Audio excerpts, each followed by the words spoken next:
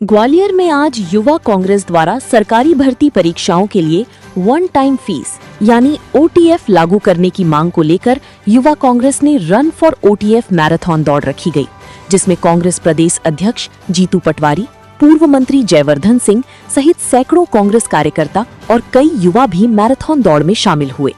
ये मैराथन दौड़ मेला ग्राउंड से शुरू होकर गोला का मंदिर, हजीरा, किला गेट, सेवानगर होते हुए फूलबाग मैदान जहां इसका समापन हुआ।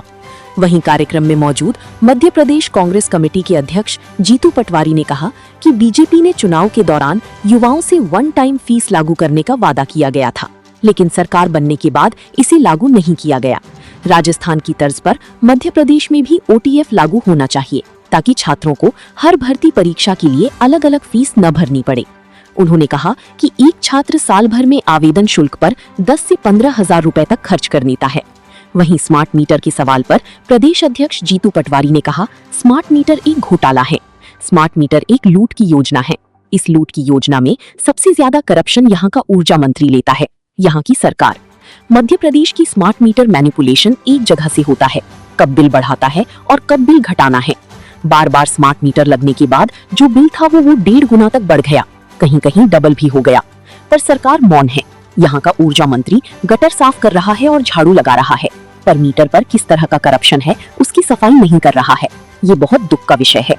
रानी लक्ष्मीबाई का त्याग, तपस्या और बलिदान देशवासियों के लिए एक गर्व का विषय है और मैं मानता हूँ कि अगर बीजेपी आयोजन करती है तो मैं उनका साधुवाद देता हूँ। कांग्रेस पार्टी की आस्था, विश्वास और उनके प्रति समर्पण, उनके दिए हुए बलिदान को अपना आदर्श बनाना, ये कांग्रेस की मूल रीति और नीति है।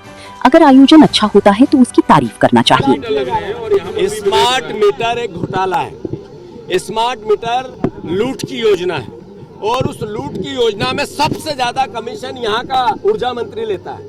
यहाँ के सरकार हमारी मध्य प्रदेश की स्मार्ट मीटर मैनिपुलेशन होता है एक जगह से, कब बिल बढ़ाना है कब घटाना है।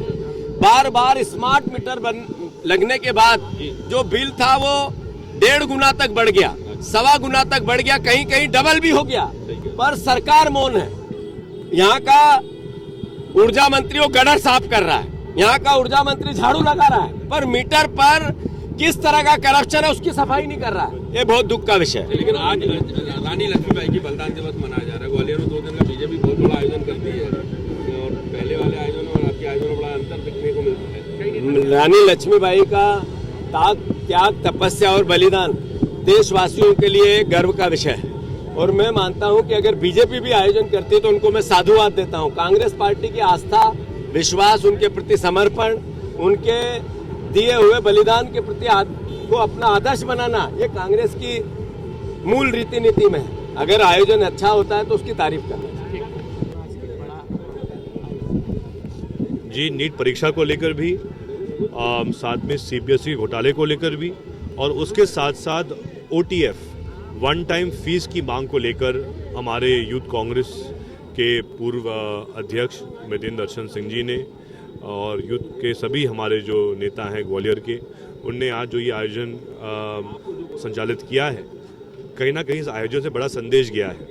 हमारे प्रदेश अध्यक्ष जीतू पटवारी जी भी यहाँ मौजूद हैं, राष्ट्रीय अध्यक्ष यूथ कांग्रेस के उदय भानु चिप भी इसमें मौजूद हैं और हमारा मूल उद्देश्य यही है, कहीं ना कहीं जिस प्रकार से युवाओं के साथ जो खेल कर रही है भाजपा सरकार, जिस प्रकार से जो अधिकार एक युवा का है कि जो व्यक्ति एक निर्धन परिवार से आता है, इस उम्मीद के साथ परीक्षा देता है कि जो योग्य बच्चा है, जो शिक्षित है, जिसने अच्छी पढ़ाई की है, वही पास होकर आगे बढ़ेगा। लेकिन भाजपा के राज में योग्य बच्चा आगे नहीं बढ़ पा रहा है, बल्कि जो अमीर परिवार से अयोग्य बच्चा है वो लेन देन के माध्यम से, भ्रष्टाचार के माध्यम से पास हो रहा है, सफल हो रहा है और इसी बात को लेकर आज पूरे प्रदेश और देश में निराशा है।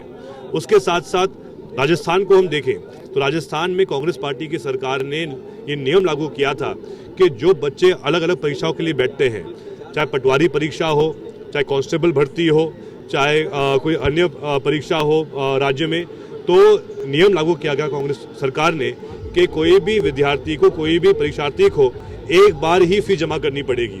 जबकि मध्य प्रदेश में ये नियम है, जितने भी एग्जाम हो हर बार नई फीस ली जाती है युवाओं से। ये शोषण है युवाओं का और हम तो ये मांग करेंगे कि वन टाइम फीस के साथ साथ हम तो अगर सरकार में वापस आएंगे मध्य प्रदेश में तो पूरी परीक्षा निःशुल्क रहेंगी। कोई भी युवा को 1 रुपये जमा नहीं करना पड़ेगा, क्योंकि आखिर भाई युवा एक ऐसा एक वर्ग है हमारे प्रदेश और देश का जिसको हमें प्रोत्साहित करना है, निराश नहीं करना है, और इसी मुद्दे को लेकर जागरूकता के लिए ये दौड़ आयोजित की गई है।